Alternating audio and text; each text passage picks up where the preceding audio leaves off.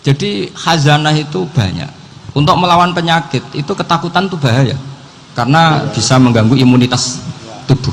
Orang harus percaya diri, harus pede, meskipun harus hati-hati, tapi harus tetap pede. Dengan demikian imunitas tubuh kita terjaga. Jadi ya sudah seperti itu, semua orang punya cara untuk menjaga diri masing-masing.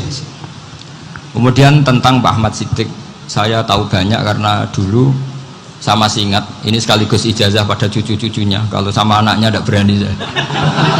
Sama cucu-cucunya. Saya masih ingat Mbah Ahmad Siddiq itu sangat loyal sama yang namanya negara. Kita tahu beliau adalah termasuk orang yang bintang ketika Muktamar Situbondo, ketika NU pertama kali nerima asas tunggal, yaitu Pancasila. Kayak apa ulama-ulama kita, ya mulai Mbah Ahmad Siddiq, Mbah Ali Maksum, Gus Dur, Mbah As'ad, semuanya lah, termasuk Mbah Mun, semuanya loyal sama negara, sehingga NU menerima asas tunggal. Itu saya masih ingat karena Bapak dulu perwakilan dari NU cabang Lasem. Beliau pernah ngundang Mbah Ahmad Siddiq di sini, zaman itu zaman Pak D. Dzufar, ikut ngundang ke sini Bapak saya. Itu saya menangi beliau ngisi pengajian di hallnya buyut saya, Mbah Umar bin Arabi. Jadi saya ini zuriyahnya Mbah Umar bin Arabi, sama dengan keluarganya Ki Hamid Pasuruan. Itu beliau cerita bahwa kemenangan Islam itu tidak harus kita yang menang kangelan. Kadang Allah bikin orang lain yang kangelan, kita yang ikut menang. Jadi dulu kata beliau, banyak ulama ketika kita diserang Jepang, saya masih ingat, saya karena pas itu ikut ke Lasem, karena saya santri sarang, bangun misi di Lasem, saya ikut di Lasem karena saya masih keluarga. Itu ulama-ulama itu mimpi dibacakan ayat ghulibatir rum fi adnal ardi wa hum min ba'di ghalabihim sayaghlibun fi bid'i sinin lillahil amru min qablu wa min ba'du wa yawma idzi yafrahul mu'min. Itu dulu itu ada pertarungan besar antara kerajaan Romawi dan kerajaan Persia. Kita tahu Romawi itu Nasrani. Saya ulang lagi, Nasrani itu percaya adanya Allah, adanya Tuhan, dan percaya adanya kitab samawi. Sementara musuhnya itu Persia, orang yang tidak bertuhan, tidak berdasar kitab samawi. Ketika Persia mengalahkan Romawi, itu orang Islam ikut susah, karena terus dibully sama orang-orang kafir Mekah. Orang kafir Mekah adalah orang yang tidak punya kitab samawi. Katanya orang kafir Mekah, iku lo balamu jute duwe kitab jarene dihubungan mbek langit, nyatane perang keok, paling kon yo podo. Jadi ada analogi bahwa kalahnya orang Nasrani itu dianggap simbol kekalahan orang yang bertautan atau berhubungan dengan langit. Akhirnya orang Islam susah. Saking susahnya orang Islam sampai Abu Bakar itu tanya, ya Rasulullah, lalu orang Romawi menang itu kapan? Terus ada surat turun fibit isinin, ya kira-kira 3. Abu Bakar pas itu belum alim-alim amat, jadi ngartikan 3 itu ya 3 betul, sehingga beliau masyhur itu cara Jawa totoan itu kimar, pokoknya nanti Romawi pasti menang 3 tahun lagi. Akhirnya ketika datang itu taruhannya dengan 10 unta, datang ke Rasulullah, Nabi menjelaskan, loh ndak, bid'u itu mabena salas ilatis, itu 3-9, kamu jangan bilang 3. Ya sudah, taruhannya ditambah sampai 100 unta, tapi pembuktiannya enggak 3 tahun tapi nunggu 9 tahun. Sampean jangan tanya, berarti dulu pernah taruhan halal. Zaman sebelum ngaji saya sampean sudah sering taruhan, jadi jangan nyalahkan saya. Nanti itu ada ilmunya, namanya nasah mansukh. Dan taruhannya Abu Bakar tidak kayak sampean, taruhan yang sangat-sangat demi Islam, bukan demi hadun nafsi. Betul, ketika tahun ke-7 orang Islam itu menang. Gila ya, tahun 9 itu umat Islam menang. Menangnya umat Islam mengalahkan musyrik Mekah itu di Badar. Romawi mengalahkan Persia. Gara-gara Romawi mengalahkan Persia itu cara berpikir orang tuh rubah. Ternyata langit itu ada, kekuatan langit itu ada. Sehingga meskipun akhirnya orang Kristen bilang ada Trinitas, terus mereka keliru dalam mengartikan Isa, tapi ada sekian nabi yang mereka sebut dan mereka hormati. Ada sekian kesamaan. Sehingga dalam Islam, saya ulang lagi, dalam Islam, andai kan disuruh milih orang komunis sama orang Nasrani, Islam tentu sama-sama kerjasama, milih sama yang Nasrani, karena ini ahli kitab, kerjasama loh, bukan milih menjadi Nasrani. Nanti kamu salah paham, senangannya terus bully. Itu semangatnya pasti hasad. Nah, terus lalu relevansinya dengan Indonesia gimana? Wa yauma idzi yafrahul mu'minun. Ketika orang Romawi yang punya kitab samawi mengalahkan Persia yang tidak punya kitab samawi, itu orang Islam ikut bunga, ikut gembira. Itu semua kiai banyak yang mimpi seperti itu. Ini cerita Pak Ahmad Siddiq. Saya dengarin itu. Ternyata betul. Jepang itu nggak dikalahkan Indonesia. Jepang, Hiroshima dan Nagasaki dibom oleh apa? Sekutu. Akhirnya Jepang pulang. Pas Jepang pulang, Indonesia merdeka. Itu dulu kiai-kiai sudah nakwil bahwa menangnya Indonesia itu tidak harus mengalahkan penjajah. Pokoknya nanti penjajah ada yang mengalahkan. Jadi orang Islam zaman itu tidak bisa mengalahkan Persia. Yang mengalahkan itu Romawi. Tapi orang Islam ikut gembira. Itu sebenarnya wa yauma idzi yafrahul mu'minun binasrillah. Jadi orang itu cara berpikir Quran itu beda. Sehingga saya ini cerita ke cucu-cucu Mbah Siddiq karena ya nasabnya sama sampai saya, karena sama-sama sampai Mbah Sambu. Bedanya keluarga saya lewat Mbah Abdul Azim, kalau yang keluarga sini lewat namanya Mbah Yusuf. Itu saudara sama Mbah Abdul Azim, sama-sama sampai Mbah Sambu. Tapi keinginan saya tentu bukan sekedar silaturahim gagah-gagahan diceluk Gus. Celuk Gus repot. Nak ora alim ra pantes. Nak beling ra pantes. Salam template 1.000 jaluk swarga. Tuhan, kok mentalah nih 1.000 jaluk. Kamu nginep di hotel 100.000 itu tidak cukup, apalagi untuk bayar apa? Surga. Itu nggak sopan sekali. 1 juta ya nggak bisa itu, 100 juta juga nggak jelas juga. Terus sampai mendingan nggak usah salam template, malah nggak mungkin masuk surga kalau. Jadi dulu yang namanya zuriyah. Sampean tenang saja, nasab sampean tidak kalah dengan kita, karena nanti setelah di kuburan itu gus-gus itu nggak penting. Semua kalau ditanya bapak kamu siapa, jawabannya siapa? Nabi Ibrahim.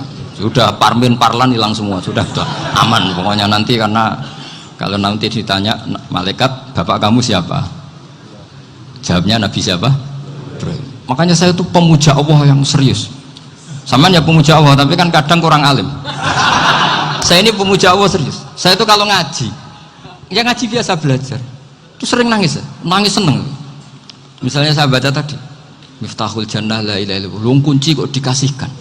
Kita ini masuk neraka gak pantas, enggak bawa kuncinya kok masuk. Harusnya kita ini masuk surga, kita kan pegang kunci surga, gak pegang kunci neraka. Maka aneh kalau kamu masuk neraka, itu aneh. Coba kita pegang kunci surga apa kunci neraka? Tapi kadang teman saya suruh neraka ora ono kuncine. Karena tidak ada pintunya. Terus saya bilang, kamu kok tahu? Memangnya mau ke sana, kata saya. Saya tidak punya rencana tahu neraka. Karena nanti di antara syafaatnya Quran itu orang kalau mau masuk neraka tidak jadi. Ya nggak apa-apa ya, diatur sendiri. Jadi di antara syafaatnya Quran itu orang nggak jadi masuk neraka. Jadi syafaat itu ada 2, dari neraka diangkat ke surga, dan itu bisa lama itu. Tapi kalau syafaatnya Quran itu yang belum masuk neraka supaya nggak jadi masuk neraka. Karena neraka juga punya aturan, dia juga kena aturan fikih.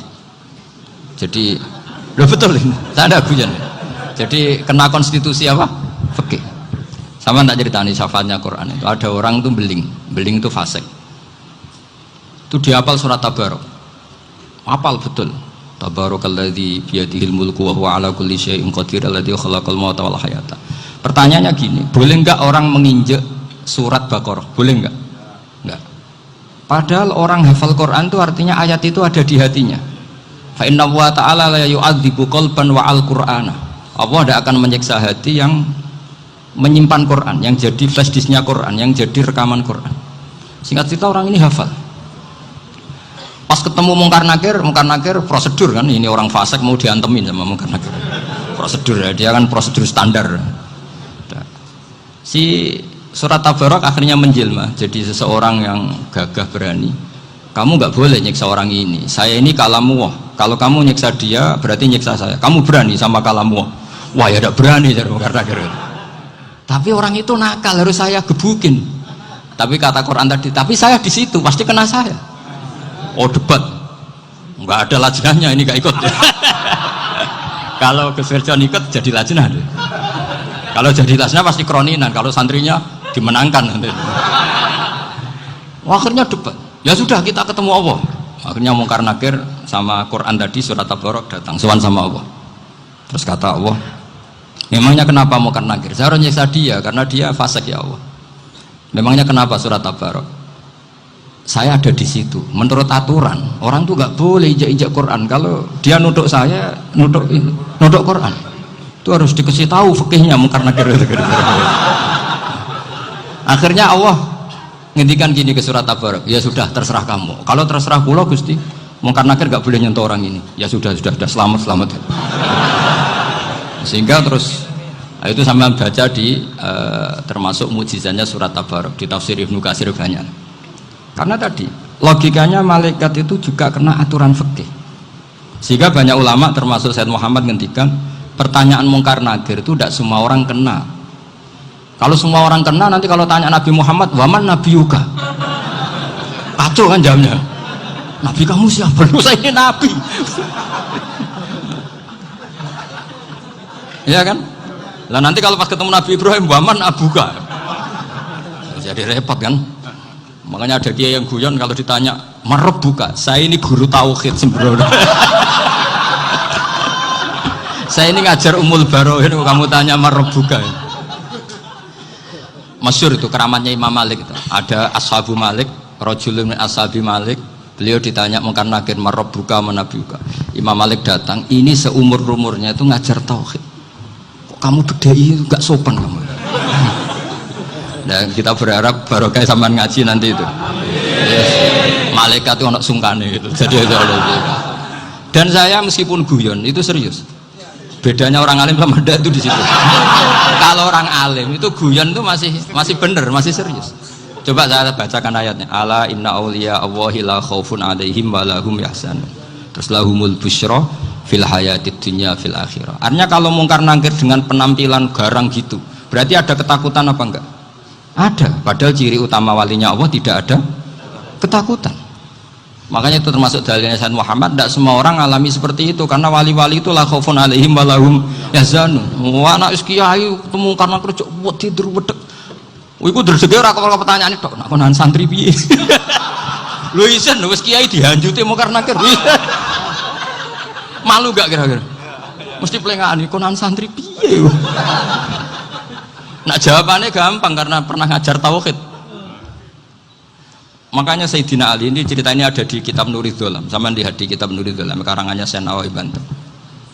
Itu Sayyidina Ali itu ya, andekan orang biasa mungkin ya agak-agak hasut, tapi ini wali gak boleh kamu katakan hasut. Dia itu mangkal sama Umar. Orang kok setiap orang pernah dibentak. Apa dia berani bentak Mungkar Nakir? Penasaran dia. Bagaimana kerengnya Umar itu berlanjut enggak gitu kira-kira. Akhirnya minta, ya Allah saya minta kasyaf. Ya karena yang minta Sayyidina Ali karena mau wajar dituruti sama kasyaf. Dilihat Sayyidina Umar pas meninggal itu. Jadi hasud itu ya kadang penting asal baik. Loh betul, bahasa Kanjeng Nabi kadang la hasada illa fisnaten. Itu Nabi membahasakan ya hasad. Gus Wirson aja yang nafsirkan ghobtoh itu kan gaya-gayanan sebagai ulama. Aslinya Nabi ngendikan itu la hasada illa fisnaten. Ulama yang ganti itu namanya ghobtoh. Wong Nabi sendiri nyebut hasad kok kamu tafsiri ghobtoh. Ya hasad ya hasad.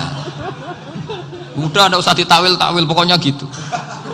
Kalau sama nggak percaya nggak apa-apa. Kok gitu aja kok repot. Karena sama nggak percaya kemungkinannya dua. Satu nggak ngerti. Dua sama-sama alim. Kan dari awal kalau sama-sama alim kan laisa ali alimin ayuqallida aliman akhor. Kita nggak perlu saling mengikuti. Ngapain hasud? Biasa aja. Akhirnya Sayyidina Ali kasar. Pas Umar bangun, setelah mati kan bangun, setelah meninggal bangun. Mungkar Nakir datang dengan perang yang sangat garang. Itu digambarkan Sayyidina Ali, matanya itu kalkidril ghali, kayak apa, kendil yang apa, menganga. Wah seru. Sayyidina Ali senang, paling takut ini Umar. Senangnya bukan main, wah ini mesti takut Umar. Biasa. Ternyata enggak, Umar malah bangkit. Woi Mungkar Nakir, kamu tahu menghadapi siapa? Itu betul ya? Kamu itu menghadapi temannya ahabbal khalqi ilallah. Yang diandalkan temannya bukan dia. Kamu tahu yang kamu hadapi, saya ini teman kekasihnya Allah. Jadi boleh kamu mengandalkan Mbak Virjon. Tapi nanti resikonya mungkar tanya, itu Virjon siapa? Wah itu masalah kan. Makanya syaratnya wali itu harus ma'rufun fis sama. Di langit sudah populer. Makanya dulu ada orang yang saking seninya Abdul Qadir ditanya apa saja jamnya Abdul Qadir Al-Jilani, itu aman karena beliau populer. Makanya program kita harus populer dulu di langit. Nah, itu nanti kalau dicatut oleh santri-santri nggak apa-apa. Kalau nggak populer nanti dicatat, itu siapa? Masalah ini. Umar itu yang dibanggakan itu, kamu tahu saya siapa? Ya enggak tahu. Saya ini temannya kekasihnya Allah. Temannya Muhammad. Iya, Muhammad Rasul. Wah, mikir, waduh. Repot. Loh, di dunia aja gitu kan, temannya presiden, temannya panglima, apalagi ini temannya Sayyidul Awalin wal Akhirin. Di dunia aja bilang temannya presiden, menteri, orang sudah takut, apalagi ini temannya Sayyidul Awalin. Hanya karena terus konfirmasi sama Allah, gimana ya Allah ini ngadepi. Sebetulnya yang diandalkan itu temannya, bukan dia. Wah, akhirnya sama Allah dibilang, ya bu, ya sama seorang seperti itu bu yang sopan. Terus semenjak itu Mungkar Nakir itu nggak selalu berpenampilan seperti itu, sangat. Jadi semoga itu konsisten sampai nanti. Jadi kamu kalau ingin nggak takut Mungkar Nakir, jadi wali dulu. Karena syaratnya tadi hanya wali sing la khaufun alaihim walahum yahzanun lahumul busyra fil hayatid dunya fil akhirah. Jadi orang itu kalau ngaji itu harus khatam. Jangan semuanya kena pertanyaan. Nanti kalau semuanya kena pertanyaan nanti repot. Kalau Nabi Muhammad ditanya waman Nabi Huga, Nabimu siapa? Lu kan terus jadi aneh. Jadi makanya ketika Sayyid Muhammad semua ulama lah, nggak ada am kecuali ditaksis, kecuali sifatnya Allah. Misalnya bikulli syai'in alim, ya benar-benar bikulli syai'in. Tapi kalau am semuanya pasti ada taksis, meskipun dalam muhawarah muhadasah biasa. Misalnya contoh gampang, istri kamu baru seneng kamu, mas nak pengen apa-apa aku lapor aku, gak apa-apa mas, mesti aku seneng sama lapor. Iku dia pengen wayo, langsung jadi apa wae, mesti apa wae, maksudnya kecuali itu. Gitu. Padahal kalau ngomong, mas sampean ingin apa saja tak dukung, sampean bilang, pengen iku wayo. Kira-kira disetujui apa enggak? Sama seperti kita kalau punya teman akrab, wah senang omahku gak apa-apa, anggap ya omahmu dewe, terus mlebu-mlebu kamar. Jadi tidak ada am kecuali di taksis. Artinya kalau ada cerita bahwa orang mati pasti ngalami ditanya Mungkar Nakir, itu pasti ada am yang di taksis. Itu pasti tidak dialami para ambiya, para auliya. Karena ciri utama wali itu la khaufun alaihim walahum yahzanun. Kemudian saya yang mau cerita ya, supaya sampean bisa menghadapi dunia global ini, tak bawa tafsir Munir termasuk tadi. Kenapa orang Islam, Rasulullah SAW itu lebih senang kalau yang menang itu orang Nasrani Romawi, ketimbang yang menang itu orang Faris, dalam hal ini ateis. Karena orang ateis itu lebih ngeri. Sebetulnya beberapa penemuan sains, terutama di ilmu medis, itu orang Amerika, kayak cloning. Tapi orang Amerika itu masih dilarang oleh gereja untuk mengaplikasi, karena nanti bayi cloning itu dipakai suku cadang. Di Amerika masih ditentang oleh fatwa-fatwa agama, baik Islam maupun Kristen. Tapi di Cina itu dipraktekkan, karena nggak ada halangan agama. Di Cina itu biasa ada kondom diolah lagi jadi alat-alat aksesoris. Di Amerika tidak ada karena masih ada agama, masih ada larangan. Sehingga orang Islam itu lebih takut kalau yang menang itu Persia, karena terus cara berpikir ternyata Tuhan itu tidak ada, langit nggak ada perannya. Jadi ketika yang menang Nasrani masih berpikir itu pertolongan Tuhan, meskipun mungkin cara mengatakan Tuhan beda dengan kita. Tapi ada satu kesamaan bahwa kekuatan samawi itu ada. Jadi disebut ghulibatir rum fi adnal ardi wa hum min ba'di ghalabihim saghlibun. Di sini diterangkan oleh Syekh Nawawi supaya kamu tidak salah paham. Sebetulnya saya kamu katakan misalnya wah itu faham liberal, sebenarnya saya tidak tersiksa, cuma takut yang mengatakan seperti itu cek goblokir atau ngaji gitu, itu aja masalah saya. Ini saya baca ini karangannya Syekh Nawawi, karena tadi kata Mbak Firjon ngaji itu harus sama orang yang bersanad. Saya ini kalah sama beliau itu berkali-kali, secara nasab saya harus manggil Mbah, secara silsilah ilmu saya juga kalah lagi. Saya sering disewani sama cucu-cucu Syekhona Khalil. Kiai Siddiq itu termasuk murid dekat beliau, Syekhona Khalil. Kalau itu berarti kan Gus Wirjon, Ahmad, terus Mbah Siddiq. Mbah Siddiq ngaji Syekhona Khalil. Syekhona Khalil itu pernah ngaji langsung sama Sayyid Zaini Tahlan. Berarti beliau dari Sayyid Zaini Tahlan itu baru generasi kelima. Sementara saya itu sudah ke-7 atau ke-6. Saya, Mbah Mun, Mbah Karim misalnya, Mbah Hashim, Mbah Mahfud Termas, Sayyid Abi Bakar Sato yang arangnya Anatul Tolibin, baru Sayyid Zaini Tahlan. Berarti saya ke-7, kalah lagi. Tapi untuk jadi wali biasanya cepat saya. Karena syaratnya jadi mbah itu ngalah demi putu. Jadi kalau beliau ngotot, saya dulu Gusti, saya mbahnya, wah itu mbah yang nggak baik. Pasti jatahnya dikasihkan apa? Cucunya dulu. Makanya Abdul Muthalib itu orang yang dapat wangsit, tapi yang jadi nabi itu cucunya. Jadi dalil saya banyak.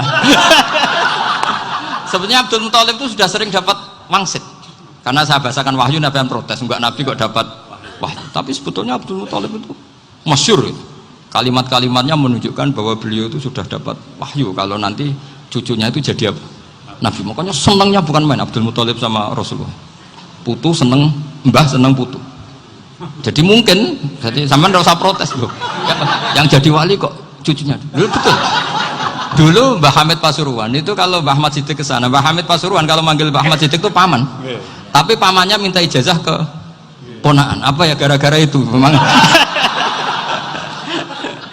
Kalau itu masih berlaku apa? Ngalah tadi. Kayaknya masih apa? Hawane masih. Hawane masih. Karena melihat tren-tren langit masih gitu kayaknya masih. Masih itu. Ya, tapi banyak tetap dapat jatah, tenang saja nanti. Tapi memang sebaiknya mbah itu legowo. Rasulullah Muhammad SAW itu terkenal min dzurriyyati Ibrahim. Tapi kata Rasulullah, ana dakwatu Ibrahim wa bisyaratu Isa. Aku nganti ngene iki barokah dongane Nabi siapa? Ibrahim. Jadi dongane Nabi Ibrahim ya tiba teng putu. Jadi banyak bukti bahwa jatuhnya ke putu gitu. Tadi saya di kamar sama beliau berduaan. Nih Mbah sing dadi wali di sini, aku webang. Cocokan tadi. Nah, kenapa saya akhir-akhir ini gulirkan daftar wali? Kenapa? Saya ini resah ya, orang sudah ingin dicintai pejabat, dicintai tetangga, dicintai teman. Tapi kadang-kadang orang lupa lagi dicintai Allah. Makanya saya meskipun guyon, tapi ini amdan, bukan sahwan. Supaya orang punya cita-cita lagi jadi wali, ingin dicintai Allah. Kita ini terlalu lama ingin dicintai makhluk, Mbok ya naik kelas sedikit lah. Ingin dicintai Allah Subhanahu wa Ta'ala. Meskipun saya guyon, tapi tadi guyon saya tuh lebih serius ketimbang serius Anda. Karena tak pikir. Saya tuh kalau pergi itu seneng ngebis, bukan karena saya tidak punya mobil, tapi saya sering mau butuh itu supaya nggak diganggu. Karena saya tuh harus punya waktu sendiri. Kalau bis kan ketemu orang nggak kenal, tapi sekarang ya agak susah, banyak yang kenal. Dan susahnya lagi nggak minta ijazah, minta foto. Repot tuh. Mau dibenci itu umatnya Rasulullah Shallallahu Alaihi Wasallam. Mau disetujui itu sanatnya mana? Kalau ketemu orang alim minta apa? Foto. Itu nggak ada sanatnya. Nggak tahu saya itu mazhab dari mana itu. Ya mazhab milenial yang jelas itu kan.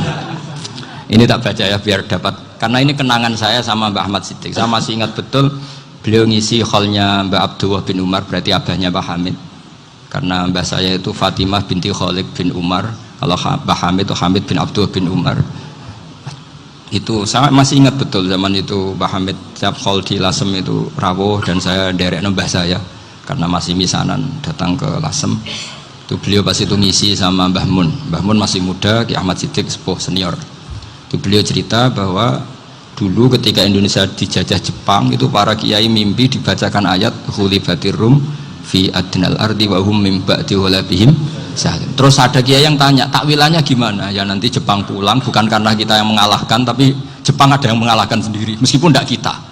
Kayak dulu Faris tidak dikalahkan Islam tapi dikalahkan Romawi, tapi yang senang umat Islam. Wa yauma idzi yafrahul mu'min.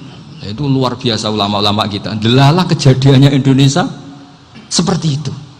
Yaitu kita tidak mengalahkan Jepang, tapi Jepang pulang sendiri karena dikalahkan apa? Sekutu. Ya ini saya baca. Ini tidak usah dicek bacanya benar apa enggak, sudah aman apa? Aman. Karena kalau saya salah itu ya sengaja. Artinya ya sengaja saja. Ya biasa maksudnya. Saya kemarin ngisi di Pondok Peloso, di Pondok Al Munawir Jogja. Salah itu ada dua, ada salah yang memang benar-benar salah, itu nggak apa-apa, bisa dimakfu, karena mesti sangke wong goblok salah yang terus itu. Ada salah bawaan ilmu, itu repot tuh dadaninya. Karena misalnya kita yang biasa belajar qiraah safah wayah sibuhu, mesti diulang lagi wayah sabuhu. Karena qiraahnya Imam Asim itu hasibah yah sabu bi fathis sin. Sementara kita kalau ngaji kitab kulino yahsib. Sehingga kita yang biasa belajar safah itu kalau baca kitab itu kayak orang bingung. Kadang-kadang yang ngaji juga bingung, Gus Pak mau di bulan pilih ya tepat-tepatan. Ada yang mengatakan Gus Pak bingung, ada yang mengatakan Gus Pak alim alama, ya tepat-tepatan nasib tadi. Karena memang ya sab'ah memang seperti itu. Misalnya kufuan itu Imam Asim baca kufuan, tapi beliau punya murid namanya Syu'bah, itu kalau baca kuf'an. Makanya kita itu, ini kan khataman Quran ya, jadi saya menyinggung sedikit tentang qiraah sab'ah. Tadi beliau juga sudah tak kasih kitab saya Hifdzuna Liyadal Mushaf. Sama tak ajari latihan sab'ah, memang angel ya. Makanya yang nggak bisa itu wong pinter, sudah tahu angel ya nggak usah diteruskan kan. Orang menghindari barang angel itu pinter apa goblok? Pinter. Berarti wong goblok pinter. Saya tuh makanya sama orang goblok tuh respect. Jadi orang alim tuh angel apa gampang? Angel. Menghindari barang angel pinter apa goblok? Loh, orang menghindari barang angel pinter apa goblok? Pinter. Berarti wong goblok pinter.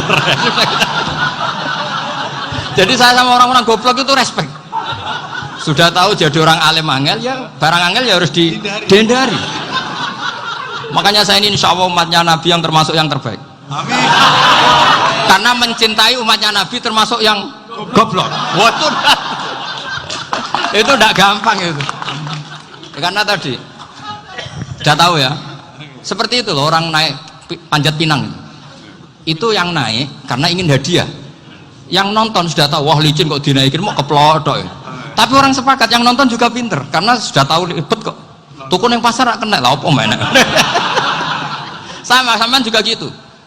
Ngalim tafsir angel, ngalim fikih angel. Ada karek ngaji ngerekam kan gampang. Itu pinter apa goblok? Pinter. Iya. Makanya kula niku mbok burohno ngono tok. Saya tadi dinasihati Mbak Firjon, muga-muga hati saya selamat. Saya itu meskipun kata orang banyak, muhibbin saya banyak, tapi saya insya Allah tidak riya. Saya itu pakai kitab namanya Tasbitul Fuad, itu karangannya Said Abdul Al-Haddad. Ketika beliau punya muhibbin banyak ditanya, bagaimana ya Habib Anda menjaga hati Anda? Jamnya Said Abdul Al-Haddad itu nih, innama azzamu Allah. Mereka itu sebenarnya menghormati Allah, cuma butuh sarana, dan itu saya. Jadi saya tahu sampean semua itu mencintai Quran, mencintai sunnah Rasul, mencintai hadis-hadis Rasul. Cuma sampean kan karena nggak paham, terus manfaatkan saya. Jadi sebenarnya saya ini korban. Korban. Jadi saya mau riak gimana? Korban kok mau. Bangganya di mana tuh? Coba sampean misalnya ngaji tafsir, belajar sendiri kan susah. Terkibnya susah, maknanya susah. Bahkan beli kitabnya kadang nggak kuat.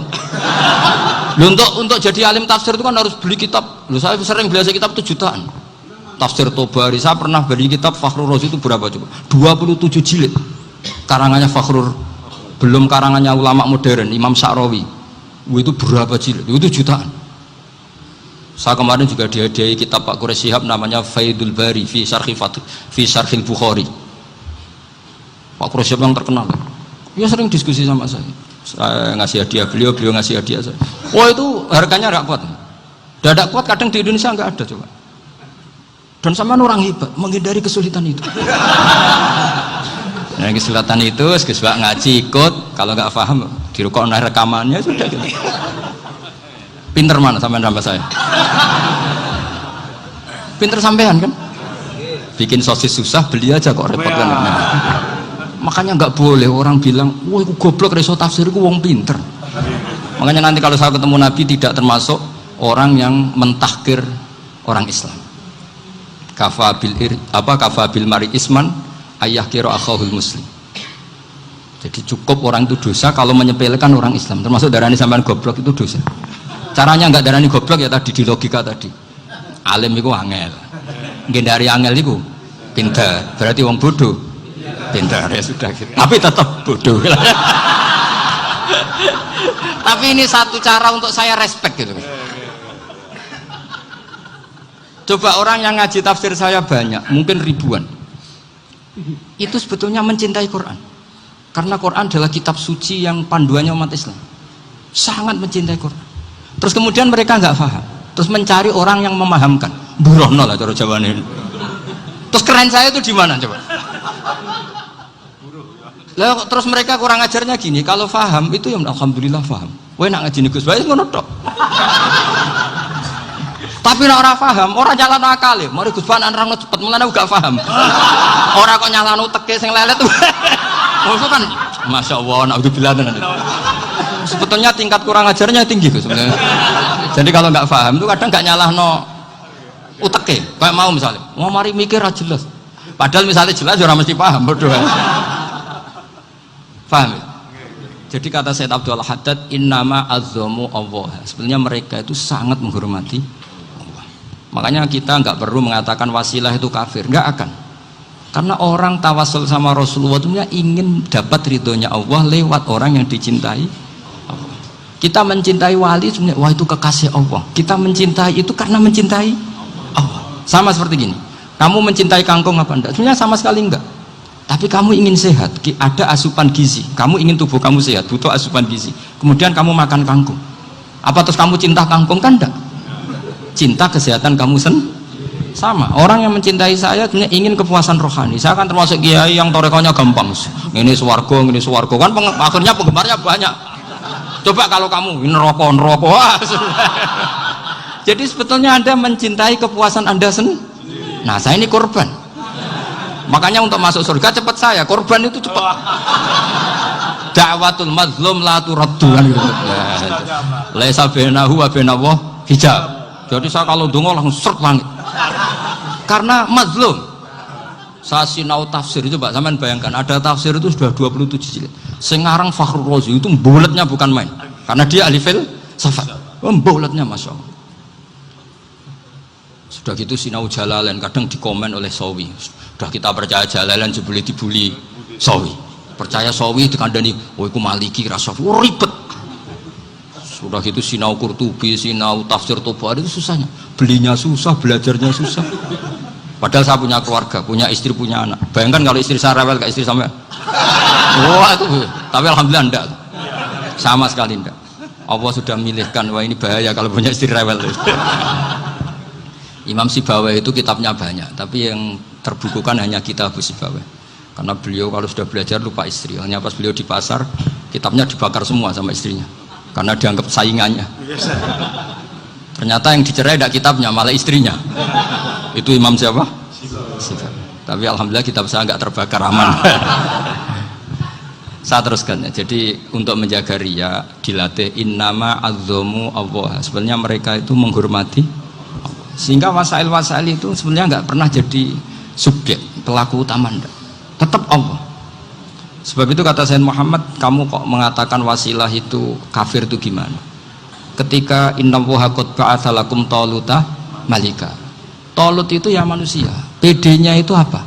Inna ayata mulkihi ayyatiyakumut tabut fihi sakinatum min rabbikum wa baqiyatum mimma taraka ahlu Musa wa ahlu Haruna tahmiluhul malaika. Jadi beliau PD itu kalau bawa sunduk semacam peti sakti, sing di situ ada baqiyatum mimma taraka ahlu Musa wa ahlu Haruna tahmiluhul malaika.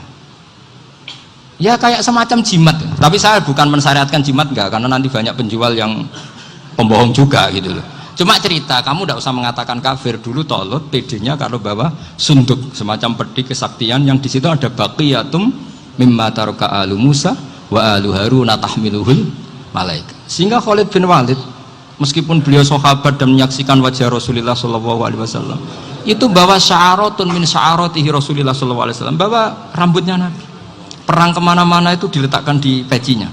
Nanti sama tanya lagi, masa pakai peci Khalid bin Walid ini? Wah panjang, sampai itu repot. Sampai tak warai ngaji usul fikih. Usul fikih itu kalau ngaji itu ada istilah tangkihul manat. Ini mesti ini wilayah yang kita bisa berdebat sama Mbah Firjon. Dulu itu musuh saya karena saya makili Anwar, beliau makili Peloso. Tapi tahu-tahu kalah tua terus saya mengundurkan diri. Di fikih itu ada istilah, ada tangkihul manat, ada tahqiqul manat, ada tangkihul manat. Tangkih itu kira-kira gini, lafadz hadis itu dibuang sekian untuk tahu bahwa itu madarul hukmi. Misalnya gini, tak beri contoh paling gampang. Sama harus paham, kalau nggak paham nggak pinter-pinter. Ja'a a'rabiyun ila Rasulillah sallallahu alaihi wasallam. Ya karena ini menghormati Mbah Ahmad Siddiq, beliau orang alim, jadi ngaji ini tetap ada suasana alim. Ya harus ada suasana alim. Nggak perlu jadi orang alim tadi susah. Sudah ngindari susah itu pintar. Sudah itu aja. Jadi orang alim susah, ngindari barang susah pintar. Berarti orang tidak alim pintar. Nah, meskipun tetap sudah itu pegangi sampai mati nanti. Loh, jadi orang alim itu repot. Itu kata Imam Ghazali, kalau orang alim kalau mau masuk surga itu sama Allah nggak boleh. Kif, kamu nggak boleh langsung masuk surga. Coba cari umat kamu, syafaati dulu. Nah, saya takut nyari sampean tidak bisa kembali. Saya tidak punya rencana itu. Pokoknya mau masuk. Boleh sampean kuaduan, aduan balik raroh dewa, repot nanti saya. Berat jadi orang alim itu berat. Ya saya teruskan ya. Ada tangkihul manat. Ja'a a'rabiyun ila Rasulillah sallallahu alaihi wasallam. Faqala ahlaktu wa ma ahlakaka qal waqa'tu imraati fi nahari Ramadan. Ya saya ini rusak ya Rasulullah. Kenapa? Karena saya menjima istri saya fi nahari Ramadan. Terus kata Nabi, kamu harus bayar kafarah. Napa Nabi kafarah? Puasa 2 bulan. Wong baru 1 hari aja terjadi gitu kok disuruh puasa 2 bulan. Ya tidak kuat ya Rasulullah. Baru berapa hari saya puasa aja kecelakaan seperti itu. Apalagi kalau sampai 2 bulan. Tidak ya Rasulullah. Ya sudah kalau gitu kamu pertama ngasih makan apa? Itku rokobah kan, pertama merdekakan budak. Tapi kan sekarang nggak ada budak makanya. Terus sekarang langsung puasa. Wah ini nggak bisa semua. Ya sudah ngasih makan orang 60. Kasihkan siapa ya Rasul? Ya orang fakir. Saya ini paling fakir. Di kampung saya ini orang paling fakir. Jadi mulai dulu orang fakir itu hubungan suami istri itu paling lancar. Mulai dulu. Makanya orang fakir itu anaknya banyak karena hiburannya hanya itu. Wong Ramadan aja. Coba mau ke ATM nggak punya uang, mau antri di bank nggak punya, mau apa coba? Itu mulai dulu. Ini sanatnya mutasil.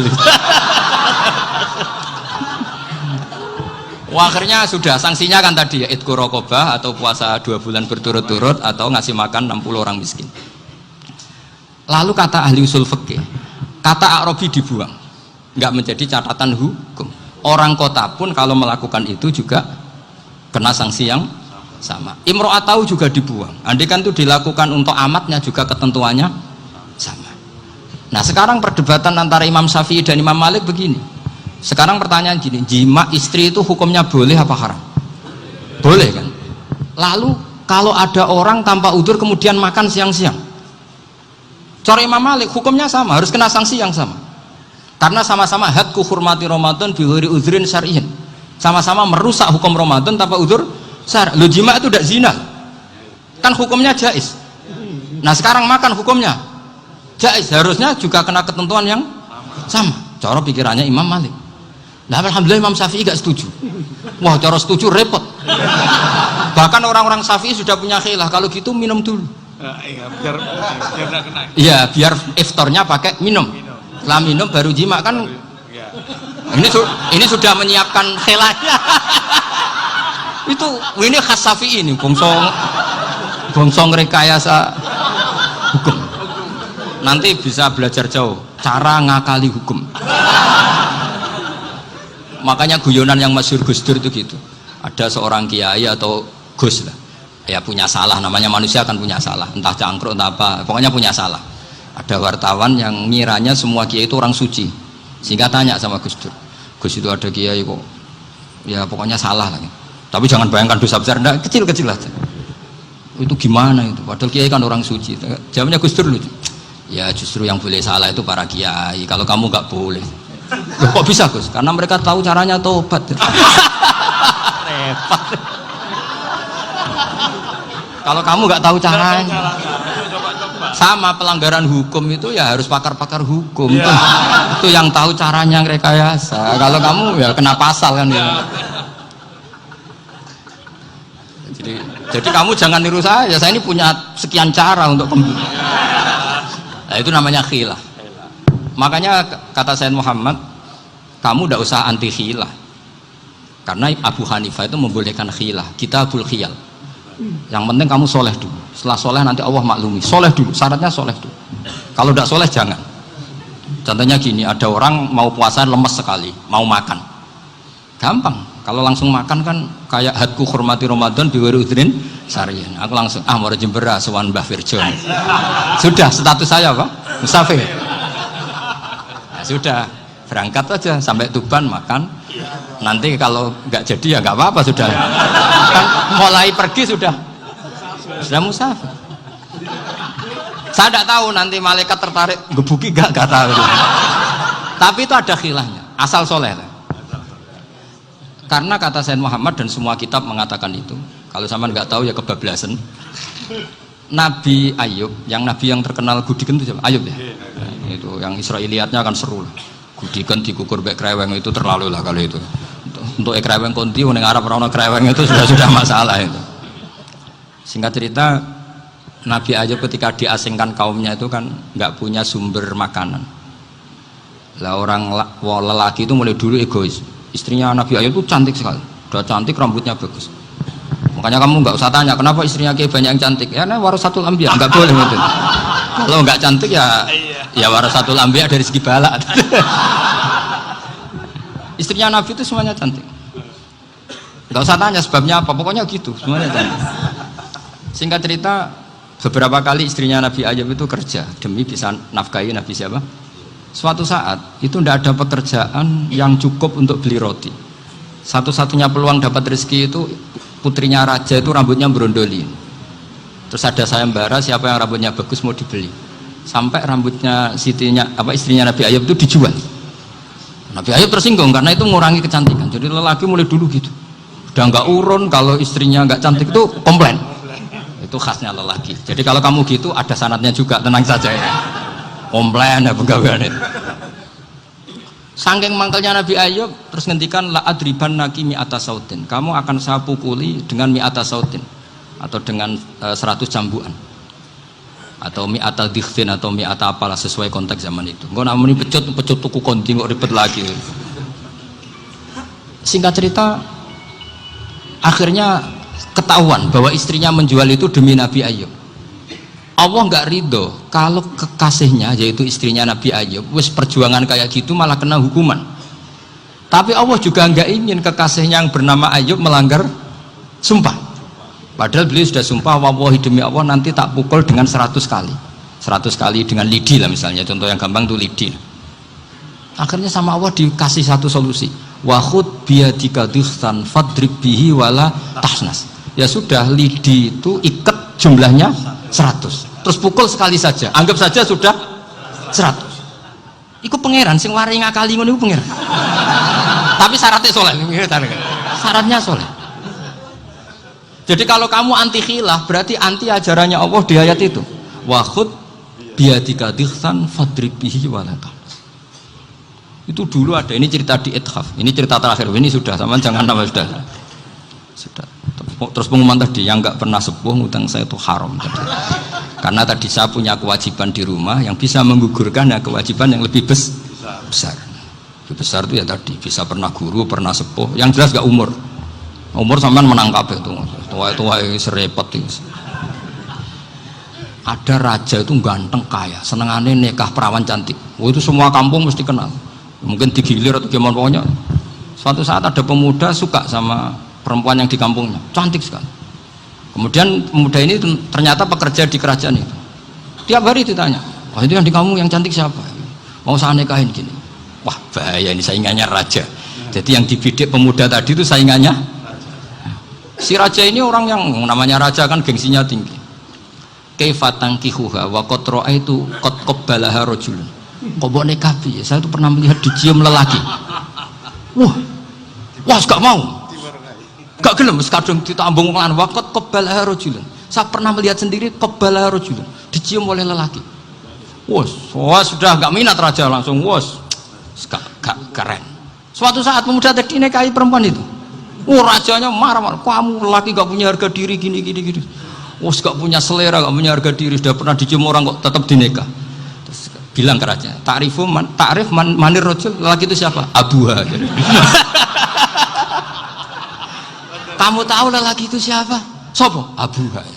Bapaknya. Saya kan hanya bilang rajulun. Pernah dicium lelaki. Lah pikirannya raja itu lelaki kue-kue ngene iki. Tapi butuhnya canom mau rojo ben gak sido itu aja tuh. Baru kayak digulirkan gitu, wakot kebalah rojulun. Wah nggak mau. Setelah itu suatu saat pegawainya tadi nih kayak perempuan. Kamu nggak punya harga diri gini. Kamu tahu mandir rojul apa abu? Wah nak ngono aku gak apa-apa. Lah monggo sakniki wis bojo kula. Ora trimo wis diambung wis macam-macam. Lah itu namanya khilah. Apa? Khilah. Kalau di Balawa disebut tauriyah atau apalah. Tapi saya tidak ngajari sampean seperti itu. Sudah pinter sebelum saya ajarin. Bongso ngakali kan sudah pinter. Ya ini terakhir tak baca Arabnya saja nanti. Bismillahirrahmanirrahim. Biar dapat barokahnya Syekh Nawawi juga barokahnya guru-guru. Bismillahirrahmanirrahim. Wasababu nuzuli hadil ayati annahu kana baina farisa war rumi qitalun wa kanal musyrikuna yawadduna antaghliba farisu ar-ruma. Di anna farisa kanu majusiyan ummiyin wal muslimuna yawadduna ghalabatar rum ala faris liqaunihim ahla kitabin. Jadi zaman dulu orang Islam lebih senang kalau yang menang itu orang Nasrani. Kalau bandingannya ateis. Karena bagaimanapun percaya kekuatan langit. Sementara orang ateis sama sekali tidak percaya kekuatan. Apapun bedanya kita dengan Nasrani itu ada kesamaan, yaitu percaya adanya kekuatan langit. Sehingga ketika orang Romawi kalah itu orang Islam ikut susah. Paham ya? Makanya ini tak baca biar sampean enggak macam-macam pikirannya.